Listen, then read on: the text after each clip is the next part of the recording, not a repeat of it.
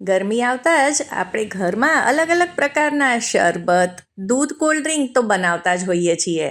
પણ આજે હું લાવી છું તમારા માટે બાળકોને પસંદ આવે તેવું ઠંડુ ઠંડુ અલગ જ પ્રકારનું ડેઝર્ટ. આ દેખાવમાં જેટલું સુંદર લાગે છે, ટેસ્ટમાં તો એનાથી પણ ચડિયાતું છે. અને બનવામાં તો બસ આ મિનિટોમાં તૈયાર થઈ જાય છે. તો ચલો આજની આ એકદમ જ સિમ્પલ અને ટેસ્ટી ડેઝર્ટની રેસિપી શરૂ કરીએ. આ રેસિપીમાં આપણે બે અલગ અલગ તૈયારી કરવાની છે. તો સૌથી પહેલાં તો છે કે આપણે જેલી બનાવવાની છે. તો તમે કોઈ પણ તમારા મનપસંદના ફ્લેવરની જેલી તમે બનાવી શકો છો. પણ હું તમને સજેસ્ટ કરીશ કે તમે સ્ટ્રોબેરી, રાસબેરી અથવા તો મિક્સ ફ્રૂટ તમે આમાં વાપરશો તો તેનો ફ્લેવર બહુ જ સરસ આવશે. તો આ જેલી પાવડર એક બોલમાં ખાલી કરીશું અને તેની સાથે જ આ જે સેશે આવે છે તે પણ આમાં ઉમેરી દઈશું અને આ બંને વસ્તુને મિક્સ કરી લઈશું. તો અત્યારે તો હું આમાંથી અડધું જ મિક્સચર લઈ રહી છું અને આમાં ટોટલ 90 ગ્રામ જેટલો આ જેલી પાવડર આવે છે. હવે જેલી બનાવવા માટે કોઈ પણ વાસણ કે તપેલી લઈ લઈશું અને આમાં આપણે 250 ml પાણી લેવાનું છે. એટલે જો તમે આખું પેકેટ વાપરતા હો તો 500 ml, પણ હું આનું અડધું વાપરી રહી છું એટલે 250 ml પાણી લેવાનું છે. આ બધા ઇન્સ્ટ્રક્શન્સ જેલીના પેકેટમાં લખેલા જ હોય છે. અને હવે આપણે પાણીને ગરમ કરવાનું છે.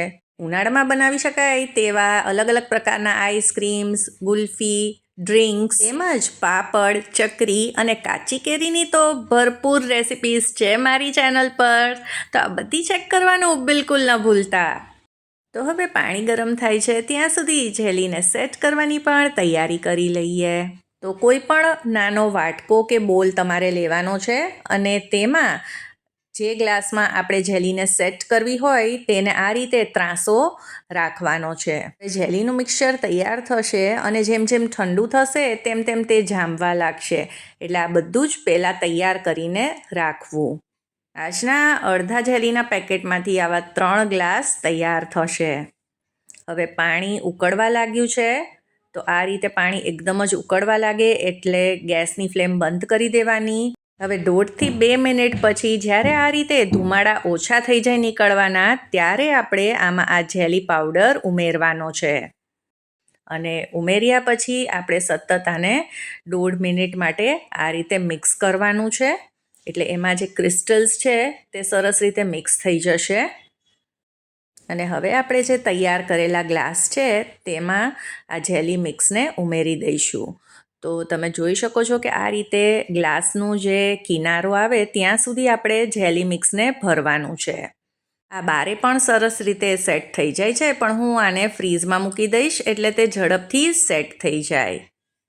હવે આપણે આમાં બીજું મિક્સચર પણ તૈયાર કરવાનું છે. તો જાડા તળિયાવાળું આપણે કોઈ પણ વાસણ કે પેન લઈ લઈશું અને તેમાં 1/2 લીટર દૂધ ઉમેરવાનું છે. તમારા ઘરે જે પણ દૂધ આવતું હોય તે તમે આમાં વાપરી શકો છો અને તેને આપણે ગરમ કરવા મૂકી દેવાનું છે. દૂધ નવશેકું થઈ જાય પછી આપણે આમાં ખાંડ ઉમેરી દઈશું. તો અહીંયા હું 1/4 કપ ખાંડ ઉમેરી રહી છું. અને હવે આપણે આમાં એક ઉભરો આવવા દેવાનો છે. હવે દૂધ ગરમ થાય છે ત્યાં સુધી આપણે એક બીજું બોલ લઈ લઈશું અને તેમાં ઉમેરીશું 2 ચમચી કસ્ટર્ડ પાવડર. તો આ વેનીલા ફ્લેવરનો કસ્ટર્ડ પાવડર છે અને આનાથી ખૂબ જ ટેસ્ટી એવા ડેઝર્ટ્સ, આઈસ્ક્રીમ્સ તૈયાર કરતા હોઈએ છીએ. તો આમાં 2 મોટી ચમચી કસ્ટર્ડ પાવડર લેવાનું છે અને તેમાં રૂમ ટેમ્પરેચર અથવા તો ઠંડુ હોય તેવું 1/4 કપ દૂધ ઉમેરી આને મિક્સ કરીશું. કસ્ટર્ડ પાવડરમાં ગાંઠા હોય છે એટલે એ ગાંઠા બધા જ ઓગળી જાય ત્યાં સુધી આપણે તેને મિક્સ કરવાનું છે. હવે આ તરફ જોઈએ તો દૂધ ગરમ થઈ ગયું છે અને આમાં એક ઉભરો આવી ગયો છે અને દૂધને આપણે ઉકાળવાની પણ જરૂર નથી. અને હવે જે આ કસ્ટર્ડ મિક્સ તૈયાર કર્યું છે એ થોડું થોડું આપણે આમાં ઉમેરતા જઈશું અને મિક્સ કરતા જઈશું. તો કસ્ટર્ડ મિક્સ ઉમેરતાની સાથે જ દૂધ એકદમ જ ઘાટું થઈ ગયું છે. હજી તો આપણે આને જરા પણ ઉકાળ્યું પણ નથી. તો બસ હવે આને આપણે કન્ટિન્યુઅસ આ રીતે મિક્સ કરવાનું છે એટલે તે નીચે ચોંટે નહીં. અને કસ્ટર્ડ ઉમેર્યા પછી જ્યારે આ રીતે ઉકળવા લાગે ત્યારે આપણે ગેસની ફ્લેમને બંધ કરી દેવાની અને વધારે પડતું ઉકાળવાની જરૂર નથી. આ હજી જેમ ઠંડુ થશે તેમ વધારે જ ઘાટું થઈ જશે. હવે ગેસ ઉપરથી ઉતારીને પણ આપણે એને થોડીક વાર ઠંડુ કરવાનું છે. જો આને આપણે ગરમ ગરમ જેલીમાં એડ કરીશું તો જેલી મેલ્ટ થઈ જશે. તો જેલીને સેટ કરવા આપણે ગ્લાસને ફ્રીઝમાં મૂકેલા તો તે પણ આપણે કાઢી લઈએ. તો તમે જોઈ શકો છો જેલી એકદમ જ સરસ રીતે સેટ થઈ ગઈ છે. તો હવે આપણે ગ્લાસને આ રીતે સીધા કરી લઈશું. અને હવે કસ્ટર્ડ પણ ઠંડુ થઈ ગયું છે, એટલે કે રૂમ ટેમ્પરેચર પર આવી ગયું છે. અને તમે જોઈ શકો છો કેટલા સરસ આ અત્યારે ગ્લાસીસ લાગી રહ્યા છે. અને જ્યારે આપણે કસ્ટર્ડ નાખીને સેટ કરીશું ત્યારે તો એકદમ જ દેખાવમાં સરસ લાગશે. તો હવે કસ્ટર્ડને આપણે ઉપરની કિનારી સુધી ભરી લેવાનું છે. અને હવે આપણે આ ગ્લાસીસને પણ ફ્રીઝમાં લગભગ 1 કે 1.5 કલાક માટે સેટ કરવા માટે મૂકી દઈશું.